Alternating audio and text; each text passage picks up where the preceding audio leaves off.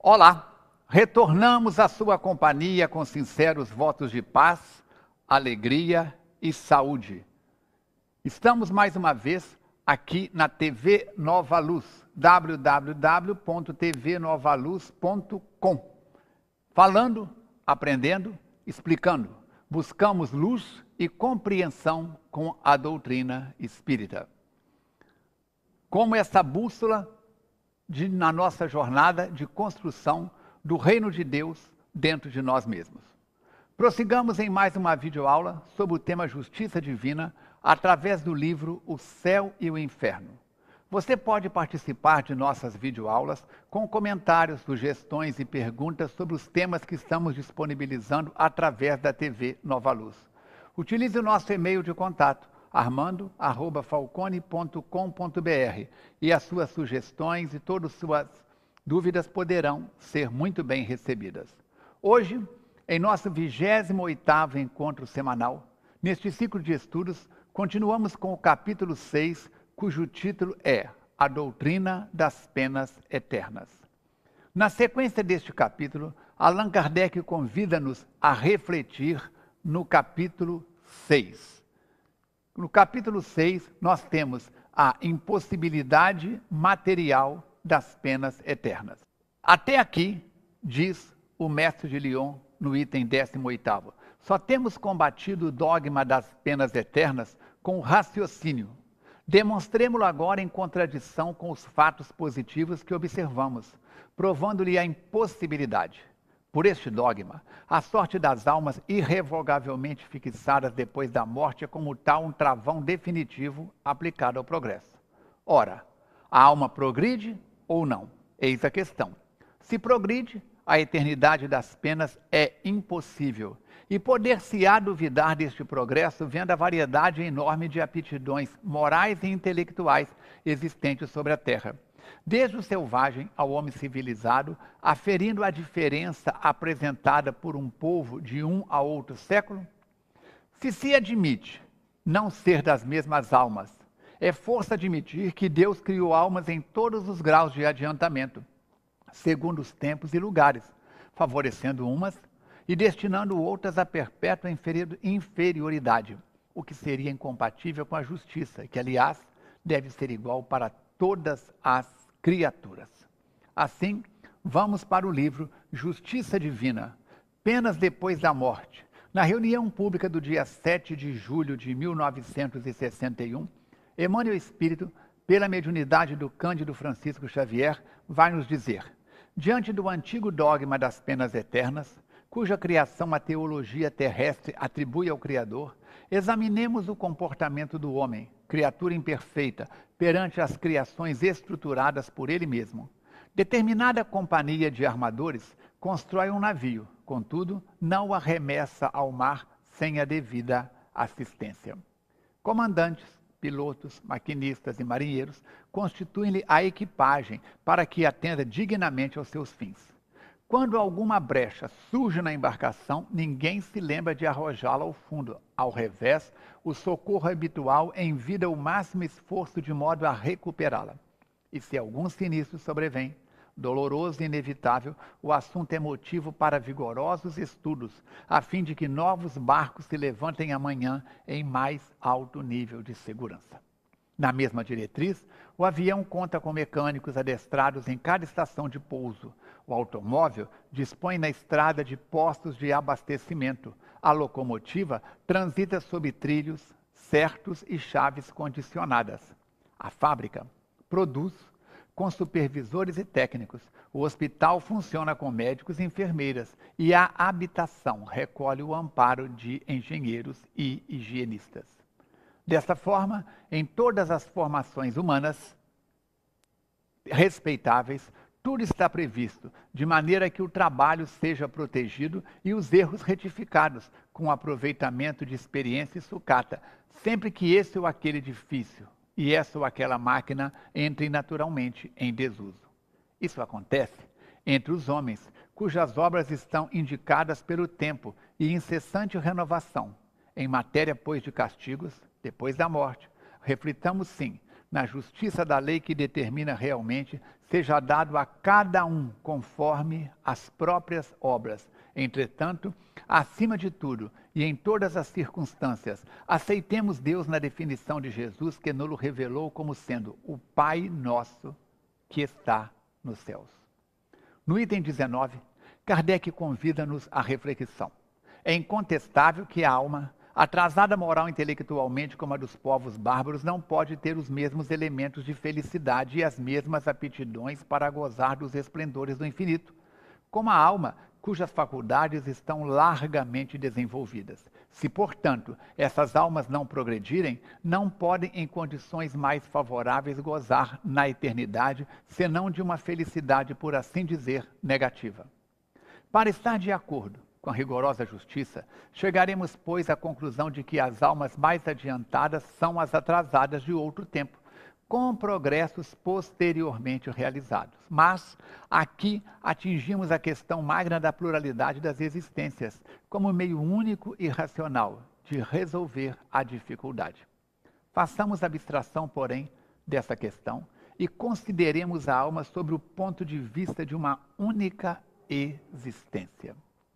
Este rapaz encontra-se depois num meio favorável? Figuremos um rapaz de 20 anos, desses que comumente se encontram ignorantes, viciado por índole, cético, negando sua alma e a Deus, entregue à desordem e cometendo toda sorte de malvadeza. Será que esse rapaz se encontra depois num meio favoravelmente melhor?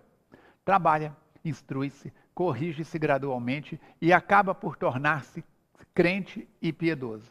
Eis aí um exemplo palpável do progresso da alma durante a vida, exemplo que se reproduz todos os dias. Esse homem morre em idade avançada como um santo e, naturalmente, se lhe torna a salvação. Mas qual seria a sua sorte se um acidente lhe pusesse ter uma existência 30 ou 40 anos mais cedo? Ele estava nas condições exigidas para ser condenado, e se o fosse, todo o progresso se lhe tornaria impossível. E assim, segundo a doutrina das pernas eternas, teremos um homem salvo somente pela circunstância de viver mais tempo. Circunstância, aliás, fragilíssima, uma vez que um acidente qualquer poderia tê-la anulado fortuitamente. Desde que sua alma pôde progredir em um tempo dado, por que razão não mais poderia progredir depois da morte, se uma causa alheia à sua vontade a tivesse impedido de fazê-lo durante a vida?